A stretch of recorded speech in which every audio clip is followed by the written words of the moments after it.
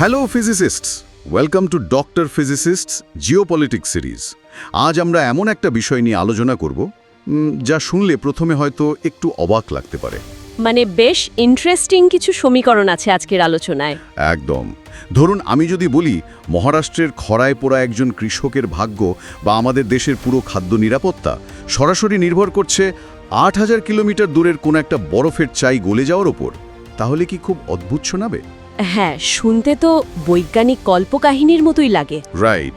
কিংবা যদি বলি মধ্যপ্রাচ্যের সমুদ্রের তলদেশে থাকা একটা অদৃশ্য তার বা কেবল যদি কেউ কেটে দেয়, তবে কয়েক সেকেন্ডের মধ্যে ভারতের শেয়ার বাজার পুরোপুরি ধসে পড়তে পারে। আর এটাই হলো বর্তমান ভূরাজনীতির সবচেয়ে রূঢ় এবং বাস্তব চিত্র। মানে গ্লোবাল সাপ্লাই চেইন, জলবায়ু পরিবর্তন আর আন্তর্জাতিক সম্পর্ক এখন এমনভাবে জড়িয়ে গেছে যে পৃথিবীর এক প্রান্তের ঘটনা অন্য প্রান্তে সরাসরি আঘাত হানছে। ঠিক এই কারণেই আমাদের আজকের আলোচ্য বিষয়গুলো এত বেশি গুরুত্বপূর্ণ। যারা ইউপিএসসি পরীক্ষার প্রস্তুতি নিচ্ছেন, বিশেষ করে জিএস পেপার 2 এবং জিএস পেপার 3-র পার্সপেক্টিভ থেকে এই সেশনটা ভীষণ জরুরি। হ্যাঁ, আন্তর্জাতিক সম্পর্ক এবং ইন্টারনাল সিকিউরিটি দুটোর জন্যই এটা খুব ক্রিটিক্যাল। তো আজকের ওভারভিউটা একটু দিয়ে দিই। আমরা আজ কথা বলবো ১৯ মে ২০২৬-এ অসলোতে অনুষ্ঠিত তৃতীয় ইন্ডিয়া নর্ডিক সামিট নিয়ে। এর পাশাপাশি আমরা বিশ্লেষণ করব ভারতের নর্থওয়ার্ড টার্ন বা উত্তরমুখী কৌশল আর আর্কটিক অঞ্চলের শুরু হওয়া নতুন স্নায়ুযুদ্ধ নিয়ে। আর তার সাথে হরমুজ প্রণালী কিভাবে গ্লোবাল ইকোনমির জন্য একটা ডিজিটাল চোক পয়েন্ট হয়ে উঠছে সেটাও আমরা দেখব। একদম। সোর্স হিসেবে আমরা বিভিন্ন নির্ভরযোগ্য গবেষণা প্রবন্ধ, current affairs data, Raman academy, সংস্কৃতি আইএস এবং বেশ কিছু এডিটোরিয়াল থেকে তথ্য নিয়েছি।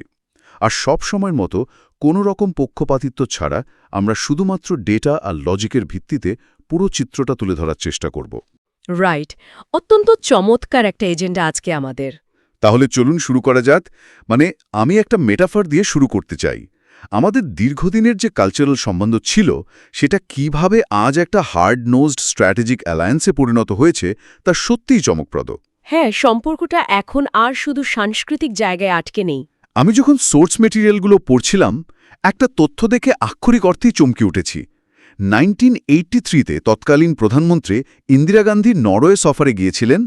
এরপর দীর্ঘ ৪৩ বছর ভারতের কোনো প্রধানমন্ত্রী সেখানে যাননি। ৪৩ বছর। গ্যাপটা আসলেই অনেক বড়। তো একটা দেশের সাথে আমাদের সম্পর্ক এতটা অবহেলিত ছিল কেন? আর হঠাৎ করে 2026-এ এসে এই সম্পর্কটাকে গ্রিন স্ট্র্যাটেজিক পার্টনারশিপে উন্নীত করার পেছনের ম্যাজিকটা কি? আসলে এই ৪৩ বছরের শূন্যতা আমাদের তৎকালীন পররাষ্ট্রনীতির একটা সীমাবদ্ধতাকে তুলে ধরে। কয়েক দশক ধরে ভারতের নীতি নির্ধারকদের কাছে নর্ডিক দেশগুলো, যেমন ধরুন নরওয়ে, সুইডেন, ফিনল্যান্ড, ডেনমার্ক এবং আইসল্যান্ড, এরা ছিল শুধুমাত্র কিছু স্ক্যান্ডিনেভিয়ান ওয়েলফেয়ার স্টেট। আমরা ভাবতাম ওরা খুব শান্তশিষ্ট, তাই তো? হ্যাঁ, আমরা ভাবতাম ওরা মানবাধিকার নিয়ে কাজ করে, পরিবেশ নিয়ে ভাবে। ওদের সাথে তো আমাদের কোনো হার্ডকোর কৌশলগত স্বার্থ নেই। কিন্তু গত এক দশকে পৃথিবীটা পুরোপুরি পাল্টে গেছে। ভারত এখন বুঝতে পেরেছে যে ভবিষ্যৎ পৃথিবীর চাবিকাঠি আসলে এই দেশগুলোর হাতেই রয়েছে। চাবিকাঠি বলতে ক্লিন এনার্জি, ডিপটেক এসব বোঝাচ্ছেন তো? একদম। ক্লিন এনার্জি এবং ক্রিটিক্যাল মিনারেলসের বড় অংশই এখন এদের নিয়ন্ত্রণে। আর সেই উপলব্ধিরই একটা বড় প্রমাণ হল সম্প্রতি স্বাক্ষরিত India EFTA trade and economic partnership agreement, বা সংক্ষেপে যাকে আমরা টেপা চুক্তি বলছি। হ্যাঁ, এই টেপা চুক্তি নিয়ে সোর্সে বেশ বিস্তারিত বলা আছে। যারা শুনছেন তাদের একটু পরিষ্কার করে দিই। ইএফটিএ বা ইউরোপিয়ান ফ্রি ট্রেড অ্যাসোসিয়েশন হল আইসল্যান্ড, লিচেনস্টাইন, নরওয়ে এবং সুইজারল্যান্ডের একটা জোট, যারা ইউরোপিয়ান ইউনিয়নের অংশ নয়। ঠিক। সোর্স বলছে এই চুক্তির আওতায় আগামী ১৫ বছরে ভারতে $100 বিলিয়ন বিনিয়োগ আসবে এবং প্রায় ১০ লক্ষ নতুন কর্মসংস্থান তৈরি হবে। কিন্তু এখানেই আমার একটা খটকা লাগছে। কি ধরনের খটকা? দেখুন, ইউরোপীয় দেশগুলো থেকে যখন এত বিশাল অঙ্কের বিনিয়োগ আসে, তার সাথে তো সাধারণত অনেক কঠিন শর্ত বা স্ট্রিংস অ্যাটাচ থাকে, তাই না? হ্যাঁ, তা থাকে। তারা মানবাধিকার, লেবার ল কিংবা এনভায়রনমেন্টাল কমপ্লায়েন্স নিয়ে খুব কড়াকড়ি করে। তো এই $100 বিলিয়ন প্রতিশ্রুতি কি কোনো ফাঁদ নয়? ভারতের কি সত্যি এই শর্তগুলো মেনে নেওয়ার ক্যাপাসিটি তৈরি হয়েছে? আপনার সংশয়টা একেবারেই অমূলক নয়। ঐতিহাসিকভাবে ইউরোপীয় বিনিয়োগের সাথে এই ধরনের নন ট্যারিফ ব্যারিয়ার বা শর্তগুলো থাকেই। তবে এখানে প্রেক্ষাপটটা কিন্তু ভিন্ন। ভিন্ন কিভাবে? এটা শুধু ভারতের দরকার তা নয়, নর্ডিক দেশগুলোরও ভারতকে প্রচণ্ড প্রয়োজন। কোভিডের পর এবং বিশেষ করে পশ্চিমা বিশ্ব যখন চীনের ওপর থেকে তাদের সাপ্লাই চেইন সরিয়ে আনার চেষ্টা করছে, যাকে আমরা China+1 স্ট্র্যাটেজি বলি, তখন ভারতের মতো এত বড় এবং স্থিতিশীল একটা বাজার তাদের জন্য অপরিহার্য। ও আচ্ছা, মানে বিষয়টা মিউচুয়াল। একদম। নরওয়ের মতো দেশ যাদের হাতে বিশ্বের অন্যতম বড় সভরেন ওয়েলথ ফান্ড রয়েছে, তারা তাদের তেলের টাকায় তৈরি ফান্ডগুলো এখন এশিয়াতে ডাইভার্সিফাই করতে চাইছে। তাই এই চুক্তিটি আসলে পারস্পরিক নির্ভরশীলতার ভিত্তিতে তৈরি। বুঝতে পারছি। অর্থাৎ এখানে দরকাশাকষির জায়গায় ভারত আগের চেয়ে অনেক বেশি শক্তিশালী অবস্থানে রয়েছে। এবার একটু ভূ রাজনীতির গভীরে যাওয়া যাক। আমরা যদি আর্কটিক অঞ্চলের দিকে তাকাই, পরিস্থিতি কিন্তু খুব দ্রুত উত্তপ্ত হচ্ছে। হ্যাঁ, আর্কটিক এখন আর শুধু বরফ আর মেরুভাল্লুকের জায়গা নেই। ঠিক, একসময় আমরা সেটাই ভাবতাম, কিন্তু এখন এটাকে বলা হচ্ছে কোল্ড ওয়ার 2.0-র নতুন থিয়েটার। ঠিক তাই। আর্কটিকের ভূ রাজনীতিতে গত কয়েক বছরে সবচেয়ে বড় যে পরিবর্তনটা এসেছে তা হল ন্যাটোজাইজেশন অফ দি হাই নর্থ। মানে ন্যাটো জোটের বিস্তার? হ্যাঁ, ইউক্রেন যুদ্ধের পর যখন ফিনল্যান্ড এবং সুইডেন তাদের শত বছরের নিরপেক্ষতা ভেঙে ন্যাটো সামরিক জোটে যোগ দিল, তখন আর্কটিক কাউন্সিলের সমীকরণ পুরোপুরি উল্টে যায়। সমীকরণটা কিভাবে কাজ করছে একটু যদি ভেঙে বলতেন। ধরুন, আর্কটিক কাউন্সিলের মোট সদস্য হল 8টি দেশ। ফিনল্যান্ড ও সুইডেন ন্যাটোতে ঢোকার পর এই 8টির মধ্যে 7টি দেশই এখন ন্যাটো জোটের অংশ, আর একমাত্র রাশিয়া পড়ে গেছে বাইরে। বলেন কি? তার মানে রাশিয়া আক্ষরিক অর্থেই কোণঠাসা? একদম। পুরো আর্কটিক অঞ্চলটা এখন পশ্চিমা বিশ্ব বনাম রাশিয়ার একটা রণক্ষেত্রে পরিণত হয়েছে। আর পশ্চিমা নিষেধাজ্ঞার চাপে পড়ে রাশিয়া এখন ওই অঞ্চলে চীনের সাথে হাত মিলিয়েছে। হ্যাঁ, সোর্সে এই বিষয়টা খুব পরিষ্কারভাবে উল্লেখ আছে। রাশিয়া এবং চীন মিলে এখন আর্কটিকে পোলার সিল্ক রোড তৈরি করছে, আর চীন নিজেকে নিয়ার আর্কটিক স্টেট বলে দাবি করছে। অথচ ভৌগোলিকভাবে তারা আর্কটিক থেকে প্রায় 1000 মাইল দূরে। সেটাই তো আশ্চর্যের বিষয়। চীনের এই উপস্থিতি তো ভারতের জন্য বিশাল উদ্বেগের কারণ হওয়ার কথা, তাই না? অবশ্যই, কারণ চীন শুধু বৈজ্ঞানিক গবেষণার জন্য সেখানে যাচ্ছে না, তারা সেখানে বন্দর তৈরি করছে, নিউক্লিয়ার আইসব্রেকার জাহাজে বিলিয়ন বিলিয়ন ডলার বিনিয়োগ করছে, আর রাশিয়ার এনার্জি প্রজেক্টগুলোতে টাকা ঢালছে। গ্লোবাল শিপিং এবং কৌশলগত খনিজের ওপর চীনের এই যে ক্রমবর্ধমান আধিপত্য, এটা আন্তর্জাতিক শক্তির ভারসাম্য নষ্ট করে দিচ্ছে। কিন্তু এখানেই তো আসল দ্বন্দ্বটা তৈরি হচ্ছে। মানে ন্যাটো ঘেঁষা এই নর্ডিক দেশগুলোর সাথে ভারতের এই অভূতপূর্ব ঘনিষ্ঠতা কি আমাদের পুরনো বন্ধু রাশিয়ার সাথে সম্পর্কে ফাটল ধরাবে না? আপাতদৃষ্টিতে সেরকম মনে হতেই পারে। আমরা তো রাশিয়ার কাছ থেকে বিশাল অঙ্কের ডিসকাউন্টেড তেল কিনি। আমরা কি একসঙ্গে দুই নৌকায় পা দিয়ে ফেলছি না? এর ভাষা একে বলে স্ট্র্যাটেজিক অটোনমি বা কৌশলগত স্বায়ত্তশাসন। আচ্ছা। ভারত এই মুহূর্তে একটা মাল্টি অ্যালাইন্ড ফ্রেমওয়ার্কে কাজ করছে। এটা কোনো জিরো সাম গেম নয়, মানে একজনকে পেতে হলে অন্যজনকে ছাড়তে হবে, ব্যাপারটা তেমন নয়। কিন্তু ব্যালেন্সটা আসলে হচ্ছে কিভাবে? রাশিয়া কি কিছু মনে করছে না? দেখুন, ভারত রাশিয়ার মারমান্স্ক বন্দর হয়ে তাদের প্রয়োজনীয় জ্বালানি তেলের সরবরাহ সফলভাবে বজায় রেখেছে। রাশিয়া খুব ভালো করেই জানে যে তাদের অর্থনীতি টিকিয়ে রাখতে ভারতের বাজার তাদের প্রয়োজন। রাইট। অন্যদিকে ভারত নর্ডিক দেশগুলোর কাছ থেকে আধুনিক প্রযুক্তি, ডিপ টেক এবং গ্রিন ফিন্যান্সিং নিচ্ছে। মজার ব্যাপার হল, আর্কটিক অঞ্চলে ভারতের একটা শক্তিশালী উপস্থিতি পরোক্ষভাবে রাশিয়ারও কাজে আসে। তাই নাকি? সেটা কিভাবে? কারণ রাশিয়া কখনোই চাইবে না যে তাদের আর্কটিক অঞ্চলে চীনের একক আধিপত্য তৈরি হোক। ভারতের উপস্থিতি সেখানে চীনের প্রভাবকে কিছুটা হলেও ব্যালেন্স করতে সাহায্য করে। দুর্দান্ত একটা ইনসাইট। মানে রাশিয়া হয়তো চায় যে সেখানে চীনের পাশাপাশি অন্য কোনো এশিয়ান শক্তির উপস্থিতি থাকুক, যাতে তাদের শুধু চীনের ওপরই নির্ভর করতে না হয়। একদম, এইটাই ভূরাজনীতির সবচেয়ে আকর্ষণীয় দিক। এবার ফিজিক্যাল জিওপলিটিক্স থেকে একটু ক্লাইমেটের দিকে আসি। জিএস পেপার 3-র জন্য এটা খুব ইম্পর্ট্যান্ট। আমরা শুরুতে মহারাষ্ট্রের কৃষকের কথা বলেছিলাম। আমি সোর্সের ডেটা পড়ছিলাম এবং আমার কাছে মনে হয়েছে আর্কটিক হল আক্ষরিক অর্থে আমাদের আবহাওয়ার ওয়েদার রিমোট কন্ট্রোল। অ্যানালজিটা একদম সঠিক। সোর্সের ডেটা অনুযায়ী বৈশ্বিক গড়ের তুলনায় আর্কটিক অঞ্চল এখন ৩ থেকে ৪ গুণ বেশি দ্রুতগতিতে উত্তপ্ত হচ্ছে। বিজ্ঞানের ভাষায় একে বলা হয় আর্কটিক অ্যাম্প্লিফিকেশন।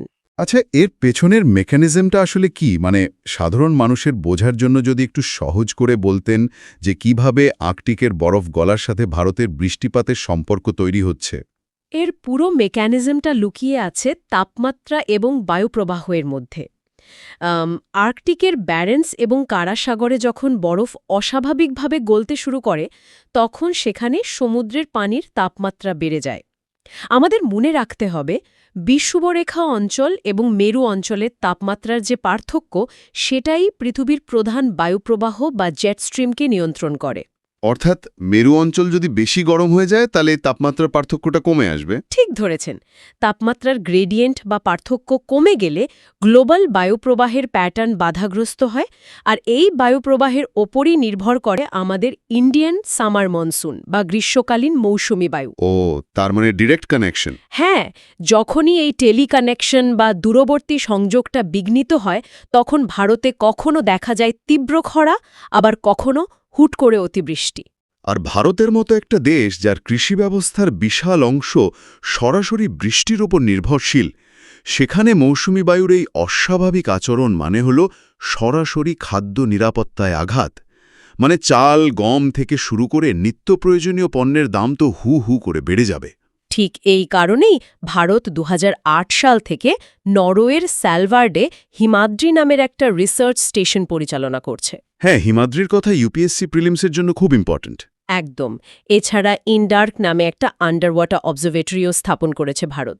উদ্দেশ্য হল আর্কটিকের এই পরিবর্তনগুলো কিভাবে ভারতের আবহাওয়ায় প্রভাব ফেলছে তার ডেটা সংগ্রহ করা, যাতে আমরা আগে থেকে প্রস্তুতি নিতে পারি। পরিবেশের এই বিপদের পাশাপাশি আর্কটিক অঞ্চলে ভারতের খনিজ স্বার্থটাও তো বিশাল। মানে আমরা সবাই জানি আধুনিক প্রযুক্তির জন্য, সেটা সোলার প্যানেল হোক, ইলেকট্রিক গাড়ির ব্যাটারি হোক বা সেমিকন্ডাক্টর, রেয়ার আর্থ মিনারেলস বা বিরল খনিজ সম্পদের কোনো বিকল্প নেই। আর বর্তমানে এই সাপ্লাই চেনের প্রায় পুরোটাই চীনের হাতের মুঠোয়। আর এই একচেটিয়া আধিপত্য কমানোই তো নর্ডিক দেশগুলোর সাথে ভারতের সম্পর্ক জোরালো করার অন্যতম প্রধান কারণ।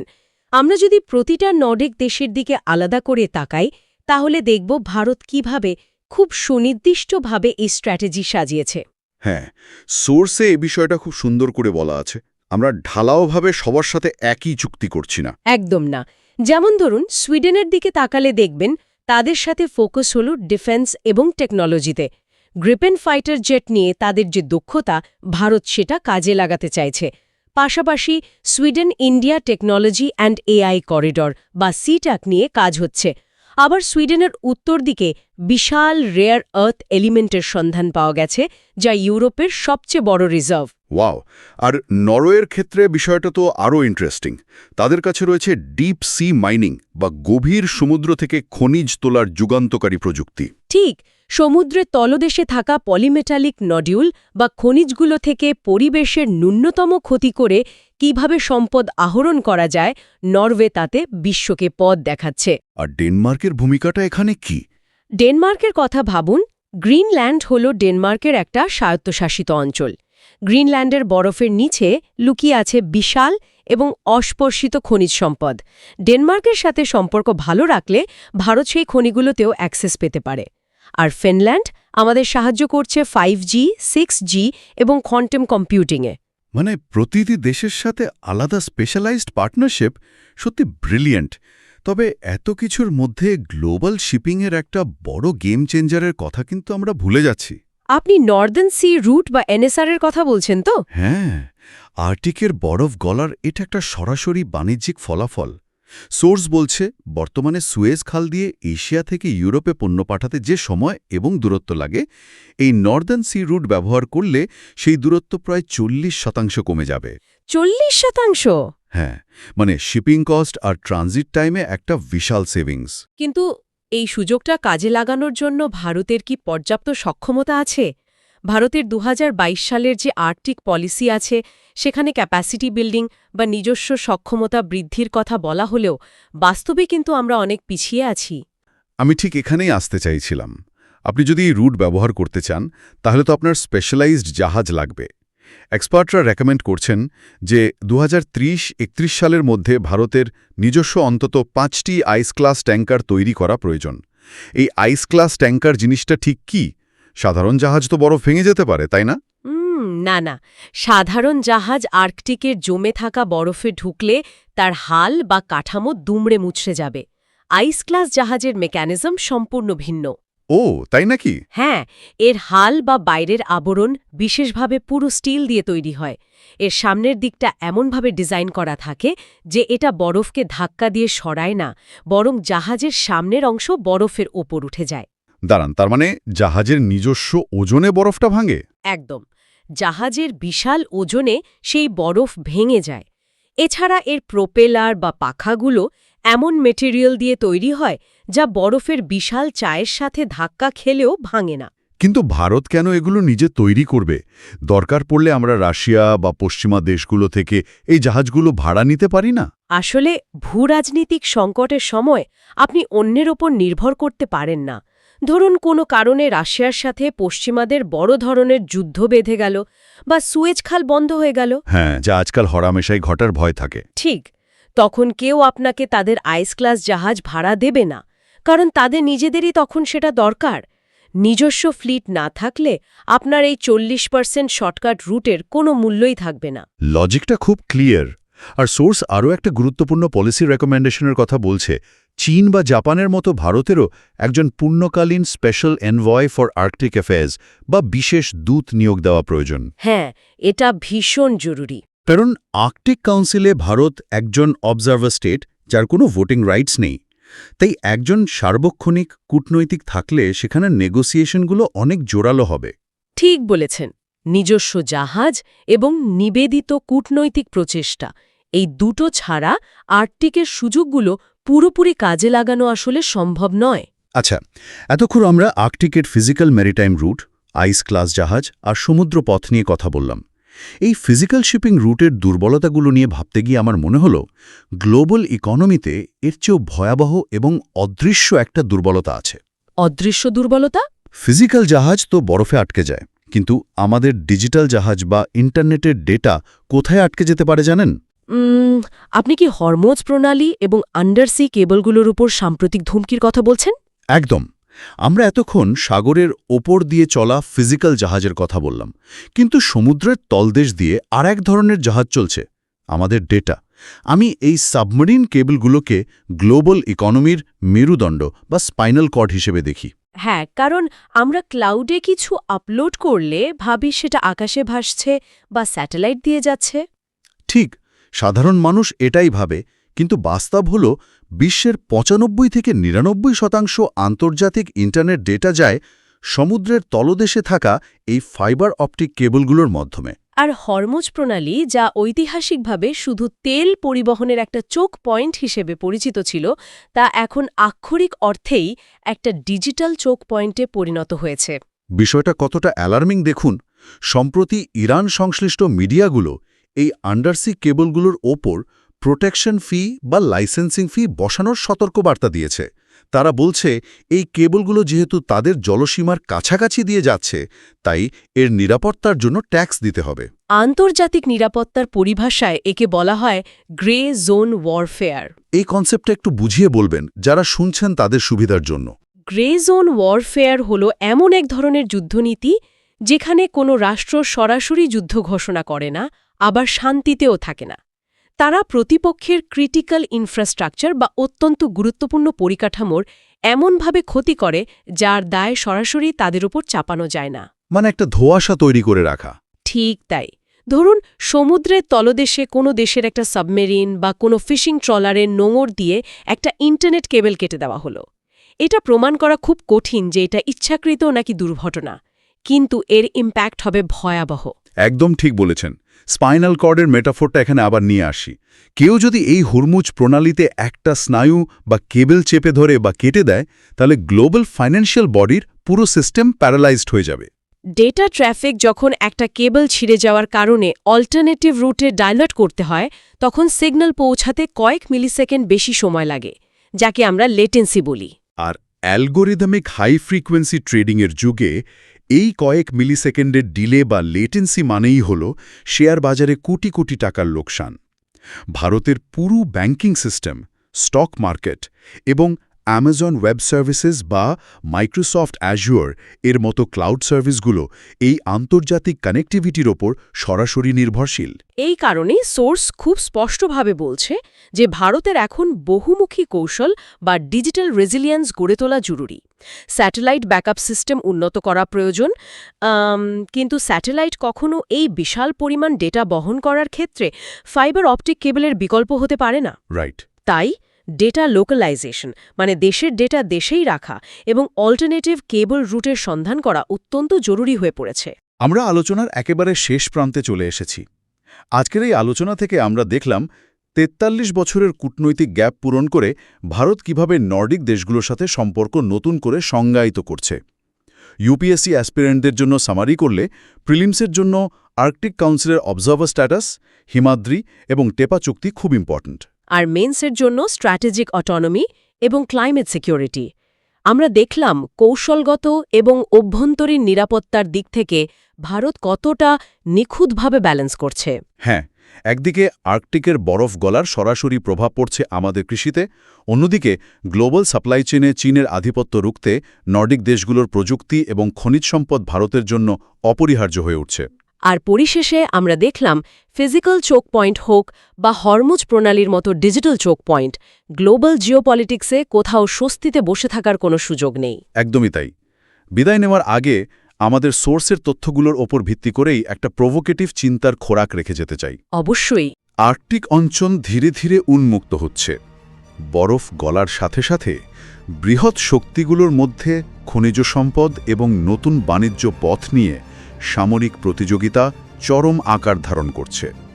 ঊনবিংশ শতকে ঔপনিবেশিক শক্তিগুলোর মধ্যে যেমন আফ্রিকার সম্পদ দখলের জন্য স্ক্র্যাম্বল ফর আফ্রিকা হয়েছিল, এবার কি তবে বরফের রাজ্যে পোলার রেস শুরু হতে চলেছে? খুব প্রাসঙ্গিক একটা প্রশ্ন। আর যদি তাই হয়, তবে ভোটিং রাইটস না থাকা সত্ত্বেও ভারতকে শুধুমাত্র একজন অবজারভার হয়েই সাইডলাইনে বসেই খেলা দেখবে, নাকি গ্লোবাল গভর্নেন্স বা বিশ্ব পরিচালনায় নিজেদের একটা শক্তিশালী ও নির্ণায়ক অবস্থান নিশ্চিত করবে? বিষয়টা সত্যিই গভীরভাবে ভেবে দেখার মতো। বিশ্ব রাজনীতির এই বিশাল দাবা খেলায় যেখানে ফিজিক্যাল আইস ব্রেকার থেকে শুরু করে সমুদ্রের তলদেশের অদৃশ্য কেবল সবকিছুই ঘুঁটি হিসেবে ব্যবহৃত হচ্ছে, সেখানে ভারতের পরবর্তী চাল কি হয় সেটাই এখন দেখার বিষয়। ঠিক তাই। আপনারা এই সমীকরণগুলো নিয়ে ভাবতে থাকুন। ডক্টর ফিজিসিস্ট জিওপলিটিক্স সিরিজে আজ এ পর্যন্তই। খুব শিগগিরই নতুন কোনো সোর্স, নতুন কোনো চমকপ্রদ বিশ্লেষণ নিয়ে আমরা আবার ফিরে আসব। সবাইকে অসংখ্য ধন্যবাদ। কৌতূহলী থাকুন, চারপাশের পৃথিবীকে প্রশ্ন করতে শিখুন।